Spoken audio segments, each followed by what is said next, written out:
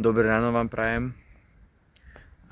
Hore som od 3:33 aktuálne, už je 5 hodín, keď vidíš, tak už sa vyjasnilo, bol som na rannej prechádzke a mám za sebou rannú rutinu, 50 klikov, studenú sprchu, písanie do žurnálu a ešte ma čaká robota predo mnou na svojich cieľoch a dneska je sobota, 5 hodín ráno, 5:30, ak sa nemýlim.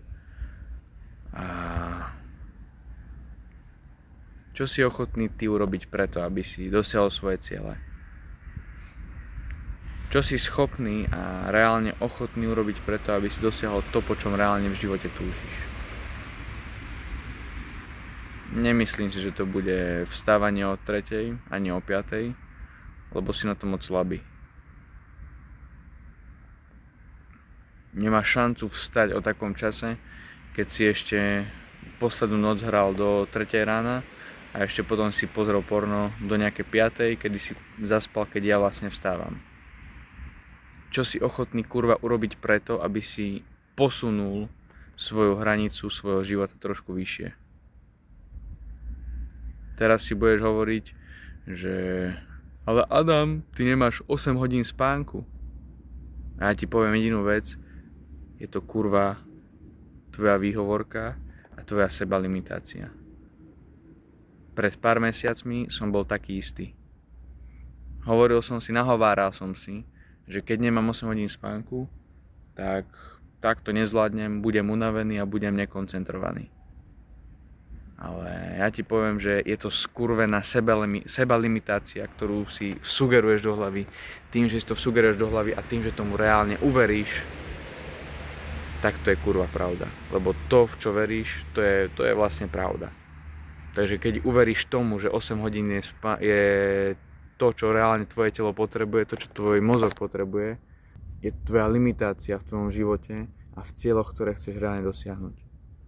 Ver mi, keď máš nastavený nejaký cieľ, keď máš nejaký ten oheň v sebe, vnútri v sebe, ktorý chceš dosiahnuť, máš zmysel života, ktorý chceš naplniť, je ti jedno, či spíš 8 hodín alebo spíš 3 hodiny. Chceš naplno makať preto, aby si bol každým jedným dňom, každým jedným krokom bližšie k tomu úspechu, ktorý chceš dosiahnuť. Je to o tom kurva makať na sebe a uprednostňovať dlhodobé ciele od krátkodobých potešení.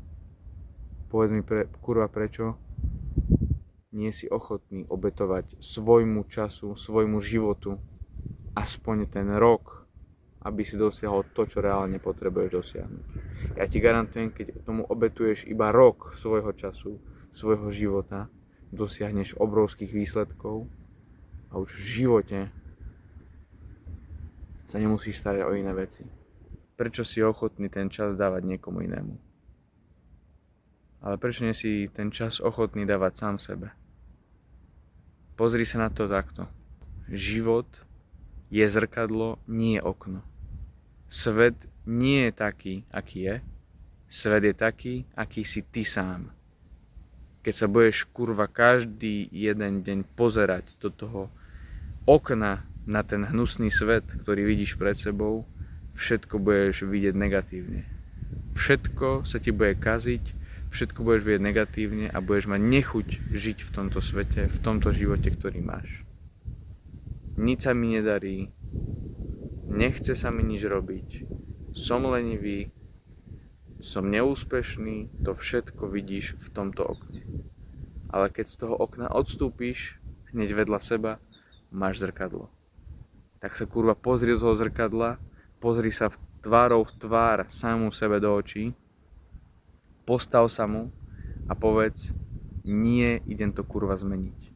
To, čo potrebuješ zmeniť, nie je ten svet, ktorý je pre tebou. To, čo potrebuješ zmeniť, je to, čo vydávaš ty zo seba. Potrebuješ zmeniť samého seba na to, aby si poskytol druhým lepší obraz v tom živote.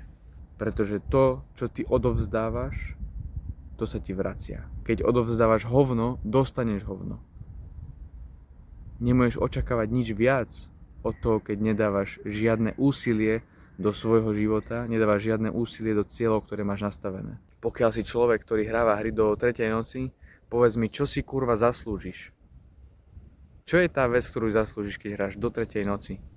Ako si môžeš zaslúžiť lepší život, keď hráš sa hry do 3. noci?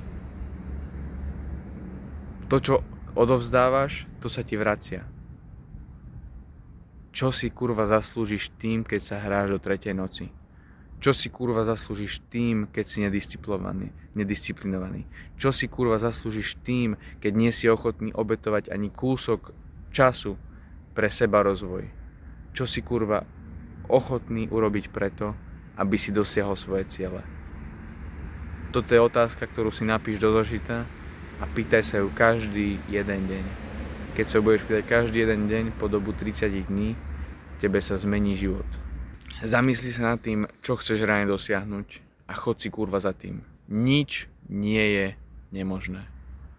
Zober si, dať taký príklad, keby si pred 150 rokmi povedala ľudstvu, že bude existovať vec, cez ktorú vieš telefonovať do sveta, vieš sa natáčať, robiť fotky a zaznamenávať čokoľvek, alebo mať aplikácie, proste telefón, keby to povieš 150 rokov pred, a ľudia ťa vysmejú, že čo si za blázna, a teraz pozri sa, držím telefón pred sebou, rozprávam do kamery, nič nie je nemožné. Keď sa na to kurva pozrieš z tohto pohľadu a hľadiska, je to môj pohľad.